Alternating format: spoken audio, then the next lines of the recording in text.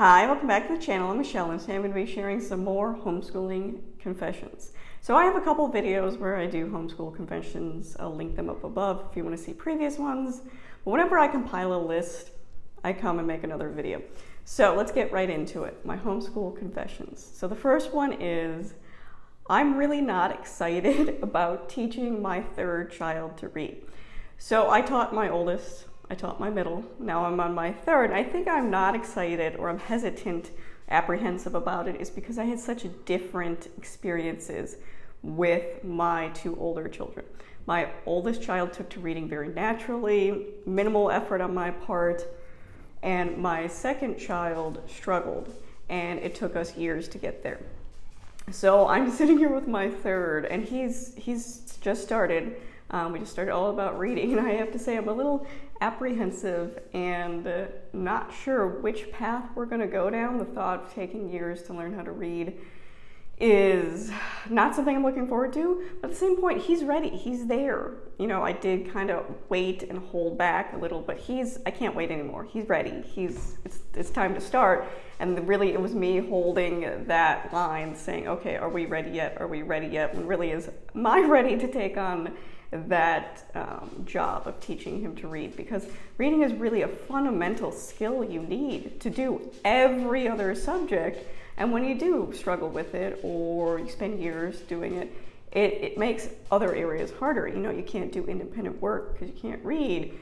You can't read your math book because you can't do your math problems if you can't read the math book. So it really is a fundamental skill. And it can be really quick and easy with some kids, and it can be a struggle with others. And you really don't know which way it's going to go until you start it. So I've definitely been apprehensive about starting reading with my youngest, but we have started nonetheless.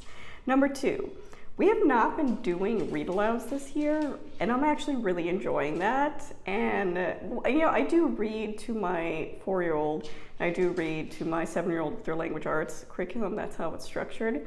But we're not doing any specific novels or books as a family read aloud, which we've done in the past, and I've really enjoyed the books we've covered in the past. We used a lot of Torchlight recommendations, but it really does take a chunk of time, usually 30 minutes, and that is a chunk of school time that would eat into our day. And I know some people do read aloud times at night or throughout the day, and really we like to get our schoolwork done in the morning, afternoon, get done, do what we want.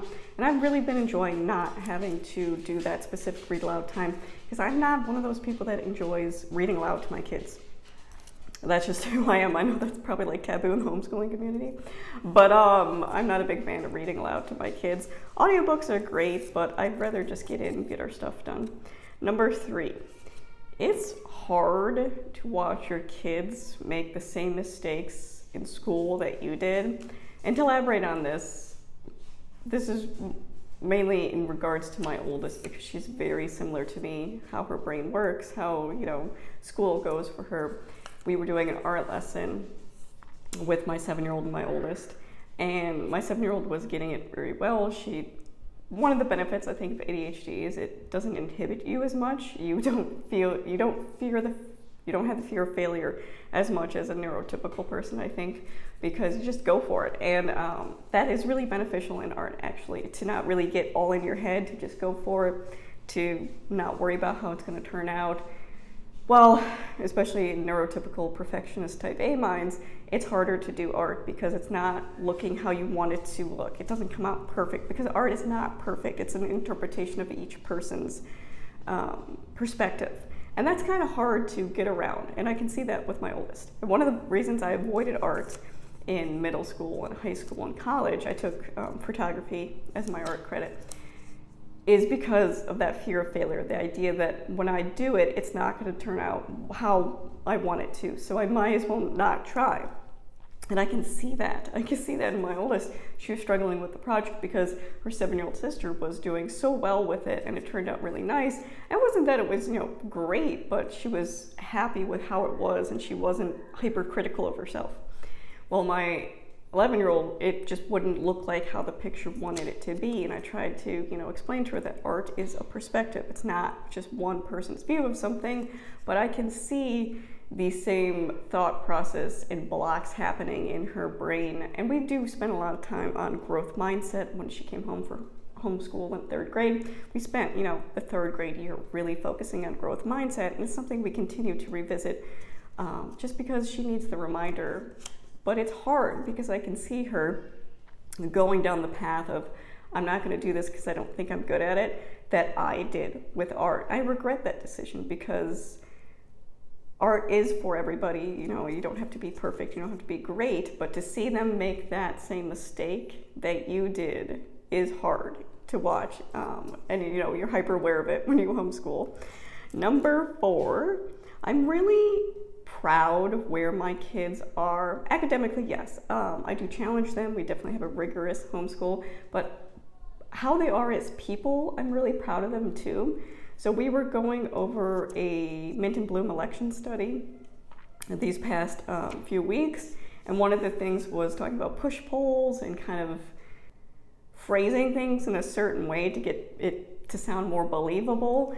And one of the activities was that you rolled the dice and you were given a position that you had to assert was the best possible position to have. And I rolled the dice and I got something like plastics are essential for birds to survive. Obviously, that's crazy, but I had to defend that. And I'm pretty good at defending myself and arguments and things like that.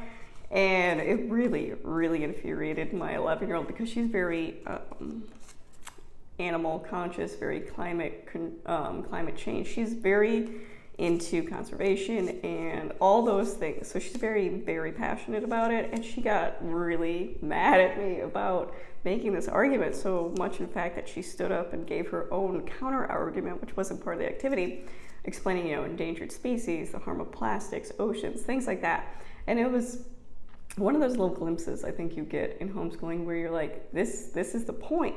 Not that, they're academically advanced or they could do this or that, but the people they're becoming is pretty awesome. And she's very passionate. And I see this in, both my girls, that they're very empathetic people. And I think that's because we do spend a lot of time talking about that in our homeschool. I know some people think that some areas of homeschool should be separated and some are family issues. Things like, Black history. You don't need to be talking specifically about Black History Month or LGBTQ+. That's a family type issue. I don't see it that way. In our homeschool, we talk because, Black history is history. LGBTQ+ is history. It should be integrated into the natural history you're talking about. It's not a separate issue. But I think because we've always talked about that and had it included in history, but we also make a point to cover social justice issues in the homeschool, and we always have. It's one of our core subjects because it intertwines with everything. I think when you have the foundations of discrimination and systems put in place to adhere to that discrimination, that you're more easily able to see the world and the inequality that exists. And my kids can see that. We were reading, for my book club, we were reading To Kill a Mockingbird, and I haven't read that since I was in high school, so well over 20, almost 25 years ago. And it's funny, at the time when I read it, I didn't like the book. I thought it was overly descriptive. I didn't get it. But now reading it, I totally get it because, I've had life experience, but I also understand discrimination, race relations so much better than I did at that time because one of my education and one of my family background, I wasn't exposed to those things. So knowing that my kids now, my oldest would get the nuances and the discrimination and the inequality that exists if she read that book now. And I'm really proud of that's where they are at, that they're really empathetic, caring people, and being able to use our education to teach them about different groups of people to further understand that empathy. They say hate is taught, but I think also empathy is taught, and that's part of our homeschool, teaching them people are treated differently and that it's not right, and bringing these historical contexts, and even in literature, making sure we're having representation, things like that. But my kids are much further along than I was at that age on, life in general. And to think that if I had been given that opportunity to, grow in an all-accepting environment and get multiple perspectives, where I would have been at now, I had to get those perspectives, when I became an adult and I was exposed to different things. But they're getting that as, kids, that what they're capable of doing in this world is going to be great. And I'm just so proud of that aspect that homeschooling has allowed us to nurture. Next one. My son is a difficult student for everyone except me. So my 4.5-year-old, almost 5-year-old, is a wonderful homeschool student for me. But that's because I know how to tweak things for him. So he is very stubborn. He is very regimented. He likes schedules. He doesn't like when things veer off course. And I've gotten to the point where I know how to change or adjust things to make it transitions things easier for him. So for example, it's just something as easy as, this is your work, which things do you want to do first? Or we usually do, 1 or 2 pages out of the workbook. He'll get the choice of whether he wants to do the next page type thing. So really putting it in his corner that he's making the decision and just, switching it to that way so it feels like he's the one in control of the situation, which he likes. He likes feeling like he's making the choice, which I know that because, I'm his parent, but also educating him. But I've noticed that he has difficulties in classroom settings without me there. And I do think homeschooling kind of aids in this. So he's been doing Sunday school at our church, and I teach Sunday school. I'm the director of Christian education at our church. So he's always been to Sunday school because I'm often teaching. So, all my kids from infant up have always been in Sunday school. But this is his first year really participating actively. In the past, he was kind of, doing his own thing and whatever. But I've noticed he has struggled sitting and listening in a structured environment that's not our home, where I'm not the teacher. And again, some of it, he's 4.5. I understand that. I know the appropriate amount of, listening activity. I don't, out of our Sunday schools, 3 out of 4 of them are school teachers working in the school district. So we all are aware of what's appropriate behavior at this age. It's not that he can't sit still. They're more than happy to let him walk around the room while they're teaching a lesson or doing an activity. But it's the not wanting to listen is an issue. And it's simple things like we were doing a music lesson this past Sunday, and he was sitting in his chair, but he kept trying to tip his chair backwards. And the music instructor kept trying to nicely explain to him that he can't do that because he's going to hurt himself, and got to the point where one of the other students had to put their foot on the back of his chair because he would not stop doing it.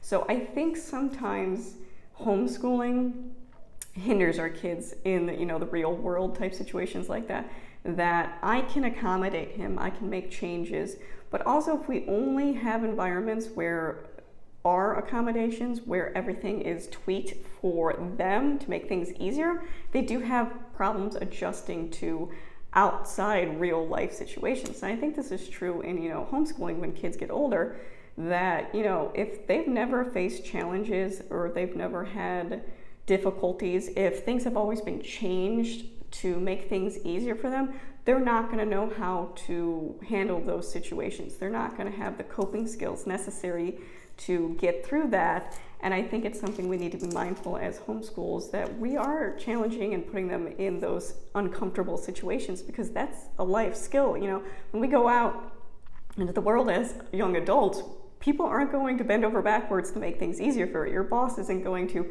drastically change your assignment to best fit your needs. We need to be preparing them for these uncomfortable situations and provide coping skills for them to handle it. So that is something I've noticed, though. He struggles with environments where I'm not the teacher, and where his needs aren't exactly met the way he needs them to be. And the last one is, so I'm really excited about high school. My oldest is in 6th grade, so we're a few years away from it.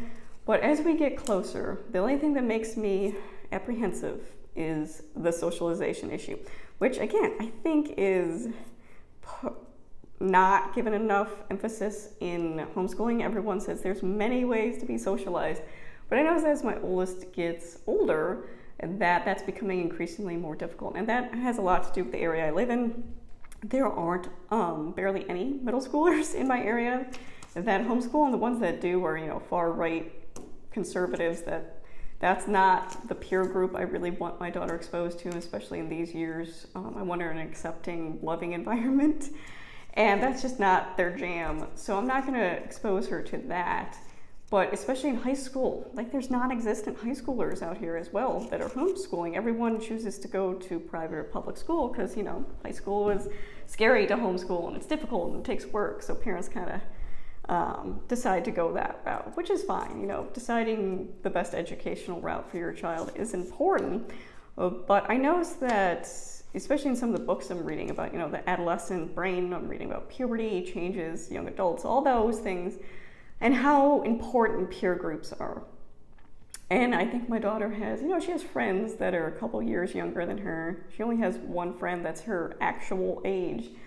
And I know some people say, schoolhouse learning, multiple ages is great, but there are points where you do need a peer group, that you do need kids around your age that are going through similar things. And I think socially, especially talking about those uncomfortable situations, learning how to deal with bullying, learning how to deal with people that think differently than you, or just some of the cattiness or references. I know I was talking to my sister-in-law recently, and she teaches art.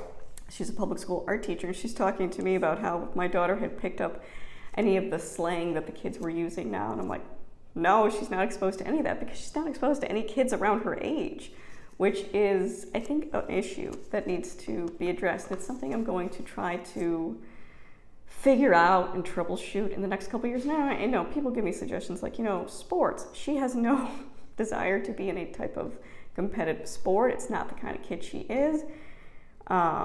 She's, doing youth activities with our church, which will give her more kids her age. So I'm trying to troubleshoot some areas.